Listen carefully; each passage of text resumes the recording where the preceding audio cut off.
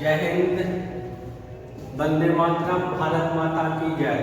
सबसे पहले आज हम लोग पढ़ेंगे इंग्लिश, जिसमें syllabus of English air force, navy और एनडीए के लिए। तो किसी चीज को जानने के पहले उसका सबसे पहले सिलेबस मतलब क्या होता है, विषय सूची को जानना जरूरत होता है। तो उसमें हमको पढ़ना क्या है, तो सबसे पहले जानेंगे नाउन। नाउन में ही जेंडर को पढ़ना होता है, नाउन में ही जेंडर को पढ़ना होता है। उसके बाद हम नंबर पढ़ेंगे, तो नंबर, नाउन, जेंडर और नंबर ये जो है नाउन में ही पढ़ना होता है। जैसे जो है नाउन का पांचों डिवाइड हम करते हैं, उसके बाद होम एंड होबिटेट से भी क्वेश्चन एक नंबर का दे देता है। दूसरा प्रोनाउन, प्रोनाउन जो होता है कितने प्रकार से होते हैं, तो प्रोनाउन जो है 8 प्रकार से डिवाइड किया जाता है। नाउन को कितने प्रकार से डिवाइड किया जाता है, 5 प्रकार से, जिसको हम लोग पकमा कंपनी कहते हैं। P for proper noun, C for common noun, C for collective noun, M for material noun और A फॉर अब्स्ट्रैक्ट नाउन। उसके बाद हम केस पढ़ेंगे। केस जो होता है कारक होता है, अवस्था कहते हैं।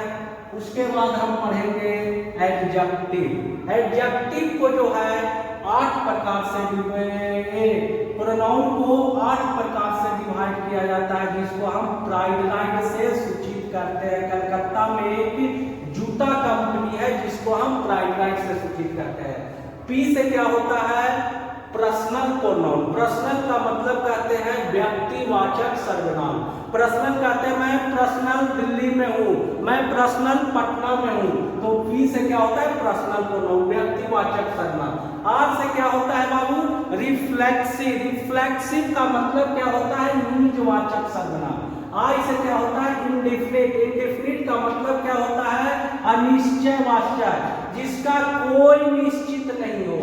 डी से डेमोस्ट्रेटिव प्रोनाउन। डेमोस्ट्रेटिव का मतलब होता है संकेतवाचक। और ई से क्या होता है एम्फैटिक, जोरदार या बलदायक, जिसको हम एम्फेसाइज कहते हैं, जिसपे हम बल डालते हैं। और आर से होता है रिफ्लेक्सिव। रिफ्लेक्सिव का मतलब हो जाता है, क्या होता है रिलेटिव। रिफ्लेक्सिव तो हम यहाँ पढ़ लिए हैं बाबू, अब यहाँ पढ़ेंगे रिलेटिव। रिलेटिव का मतलब होता है संबंधवाचक। और आई से होता है इंटरोगेटिव, मतलब प्रश्नवाचक। जैसे आपका एयरफोर्स में रिजल्ट नहीं होगा तो पिताजी आपसे प्रश्न करेंगे, क्यों नहीं हुआ, काउज, कारण इसका बताइए। तो इंटरोगेटिव का मतलब होता है प्रश्नवाचक। आप कितना देर रूम पे पढ़ते हैं इससे मतलब नहीं है, आप जो है जमाना क्वालिटी का है, क्वांटिटी का जमाना नहीं है। कितना देर पढ़ते हैं इससे कोई मतलब है, कितना कम समय में कितना क्वेश्चन को हम अचीव करते हैं। जैसे आपको मैं बता रहा हूँ बाबू, 1 GB का मेमोरी कार्ड है, उसको हमको भरने में 5 मिनट लगेगा, 1 घंटा। मेमोरी कार्ड कितना GB का है, 1 GB का है। डी से डिस्ट्रीब्यूटिव प्रोनाउन। डिस्ट्रीब्यूटिव प्रोनाउन का मतलब होता है बांट देना या स्वयं बट जाना। जैसे जब जो है शादी नहीं होता है तो जो भी है आपके माता पिता हैं, जैसे आपका शादी होता है तो माता पिता कहीं और डिस्ट्रीब्यूट हम करने का धीरे धीरे लगाव घटता है, तो इसको हम डिस्ट्रीब्यूट का मतलब कहते हैं बांट देना या स्वयं बट जाना। कंप्लीट। उसके बाद हम पढ़ेंगे बाबू केस। केस का मतलब कारक या अवस्था। उसके बाद पढ़ेंगे बाबू एडजेक्टिव। एडजेक्टिव को कितने प्रकारों से बांटा गया है, 8 प्रकार से, जिसको हम कहते हैं पिंकवाट पदार्थ। पी से क्या होता है, प्रॉपर एडजेक्टिव। इसका निर्माण होता कहां से है, तो प्रॉपर नाउन से प्रॉपर एडजेक्टिव का निर्माण होता है। आई से क्या होता है बाबू, इंटरोगेटिव एडजेक्टिव। एन से क्या होता है, एडजेक्टिव ऑफ नंबर होते हैं, और एडजेक्टिव ऑफ नंबर को दो भागों में बांटा गया है, ऑर्डिनल एडजेक्टिव ऑफ नंबर और कोऑर्डिनल एडजेक्टिव ऑफ नंबर। क्यू से क्या होता है? Adjective of quality. जवाना बार बार इससे पहले भी कहीं चर्चा किया है। एडजेक्टिव ऑफ क्वालिटी का मतलब होता है गुणवाचक विशेषण कहते हैं। डी से क्या होता है? Demonstrative adjective. पी से पॉजेसिव एडजेक्टिव जिसपे हम अधिकार डालते हैं। डी से डिस्ट्रीब्यूटिव एडजेक्टिव। क्यू से एडजेक्टिव ऑफ क्वालिटी और क्वांटिटी में अंतर क्या है? क्वालिटी मतलब गुण होता है और क्वालिटी मतलब मात्रा। आजकल के विद्यार्थियों को रिजल्ट क्यों नहीं होता है?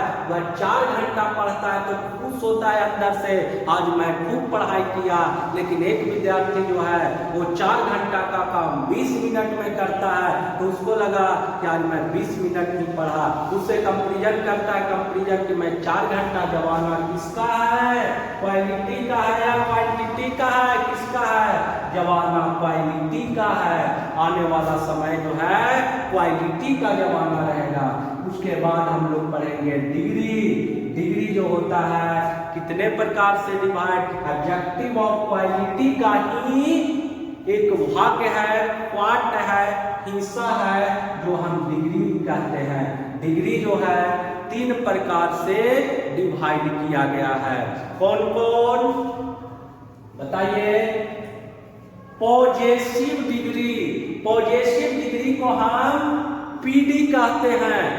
और कंपैरेटिव डिग्री जिससे जो है किसी को कंपैरिजन किया जाता है उसको हम लोग क्या कहेंगे? सीडी मतलब कंपैरेटिव डिग्री। और एसडी का मतलब पॉजेसिव डिग्री। तो हमको डिग्री में पढ़ना है पीडी से सीडी, सीडी से एसडी। कभी कभी आपको पूछ देगा एग्जामिनेशन में कि जो है बैड का जो है कंपैरेटिव फॉर्म क्या होगा, तो आपका बनाना है। बैड रहेगा, ब्रश रहेगा, ब्रश रहेगा, है ना, मोर ब्रश रहेगा, मोर देन रहेगा। तो यहाँ पे आपको ऑप्शन के अनुसार मैं सारा याद करवा दूंगा। उसके बाद आपको पढ़ना है आर्टिकल। आर्टिकल 2 प्रकार के होते हैं बाबू, डिफिनिट और इनडिफिनिट। उसके बाद वर्ब पढ़ना है। वर्ब के बाद हमको सिंटैक्स। तो कहते हैं कि सर लोग बहुत सारे टीचर जो है सर पहले सिंटैक्स स्टार्ट कर देता है उसके बाद जो है नाउन। तो मैं आपको बता देता हूँ पहले सबसे पहले नाउन जो होता है इंग्लिश का सबसे बड़ा बेसिक होता है। उसके बाद बिना नाउन नंबर जेंडर। नाउन में ही हम जानते हैं काउंटेबिलिटी के आधार पर नाउन को 2 भाग में बांटता है, काउंटेबल और अनकाउंटेबल। तो लड़का जानेगा तब ना काउंटेबल किसको कहते हैं, अनकाउंटेबल किसको कहते हैं। प्रोनाउन, प्रोनाउन में हम बताते हैं, यहाँ पे आपको जानकारी होना चाहिए कि डिस्ट्रीब्यूटिव प्रोनाउन जो होते हैं इसका एग्जाम्पल क्या होता है? ईच, आइदर, ये सब होता है। नन होता है, एनीवन होता है। तो डिस्ट्रीब्यूटिव प्रोनाउन ऑलवेज सिंगुलर, जिसका जो है सब्जेक्ट सिंगुलर होगा तो वर्ब क्या लेगा बाबू? सिंगुलर लेगा। यदि हमारा सब्जेक्ट सिंगुलर होगा तो एक गोल्डन रूल होता है, लाइक सब्जेक्ट लाइक वर्ब। जैसा सब्जेक्ट वैसा वर्ब। यदि जो है हमारा सब्जेक्ट सिंगुलर रहेगा तो वर्ब भी क्या लेगा बाबू? सिंगुलर लेगा। यदि हमारा सब्जेक्ट प्लूरल रहेगा तो वर्ब क्या लेगा बाबू? क्या लेगा? प्लूरल। कंप्लीट। चलिए, तो इसीलिए जो है नाउन कंप्लीट करने के बाद हम लोग सिंटैक्स पढ़ते हैं। सिंटैक्स के बाद हम लोग टाइम एंड टेंस जानेंगे। टाइम जो है the change in verb according to time is called time and tense. Time को 3 प्रकार से बांटा गया है, प्रेजेंट, पास्ट और फ्यूचर। तो बहुत लोग जो है पहले बताते हैं टेंस में जिस हिंदी वाक्य क्रिया के अंत में ता है, ती है लगा रहे तो उसे प्रेजेंट डिफिनिट टेंस कहेंगे। तो सही बात है, ये मैं भी मानता हूँ, एकदम 100% सही है। तो इसका यूज जो है मैं बताता हूँ। मैं शराब पीता हूँ, तो यहाँ तो ता लगा हुआ है। मैं शराब पीने का आदी हूँ, ये ताहती का रूल्स कहाँ फॉलो कर रहा है? तो इसके लिए मैं बताऊंगा आपको to show a habitual action, आदत, हैबिचुअल आदत को दर्शाने के लिए हमेशा प्रेजेंट इंडेफिनिट टेंस में रखेंगे। कंप्लीट है? चलिए आगे वॉइस पढ़ना है। तो जब तक आपका टाइम एंड टेंस कंप्लीट नहीं होगा बच्चों, तब तक हम जो है वॉइस नहीं पढ़ेंगे, क्योंकि वॉइस में जो है हर का जो है सबसे पहला बात होता है कि हमको प्रेजेंट कंटिन्यूअस, प्रेजेंट परफेक्ट सारे टेंस को हमको पहचानना रहता है। तो ये कब क्लियर होगा? जब हमारा टाइम एंड टेंस 100% क्लियरेंस होगा। उसके बाद हम नारेशन पढ़ेंगे। नारेशन के बाद प्रीपोजिशन। बहुत सारे टीचर जो है प्रीपोजिशन में रूल्स दिखाते हैं, लेकिन मैं आपको बता देता हूँ एनडीए, नेवी, एयरफोर्स में जो है खास करके जो है फिक्स्ड प्रीपोजिशन ज्यादातर देता है, और मैं जो है 400 से 500 प्रीपोजिशन याद करवाऊंगा, जिससे 1 से 2 नंबर का आपका फिक्स है किया जाएगा। उसके बाद कंजक्शन मैं आपको पढ़ाऊंगा, उसके बाद एडवर्ब पढ़ाऊंगा, उसके बाद आपको याद करने वाला, याद करके ज्यादा आप स्कोर कर सकते हैं, synonym, antonym, idioms phrase, one word substitution, spelling test, filler, passage, ये जो है आपका रेगुलर जो है प्रैक्टिस कराया जाता है। और श्री कृष्णा डिफेंस एकेडमी में रिटेन के साथ साथ फिजिकल, मेडिकल सारा चीज कराया जाता है।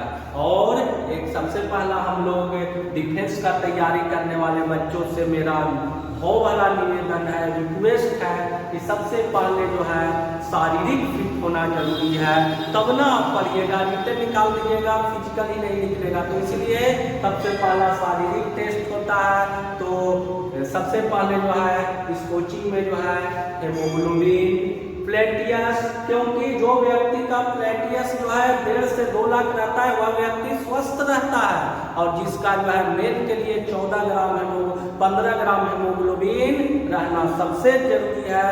तो सबसे पहले 2 चीज चेक करवाने के बाद डिफेंस का तैयारी करिए। उसके बाद फिर नेक्स्ट क्लास में कल मिलूंगा। जय हिंद, जय भारत, वंदे मातरम।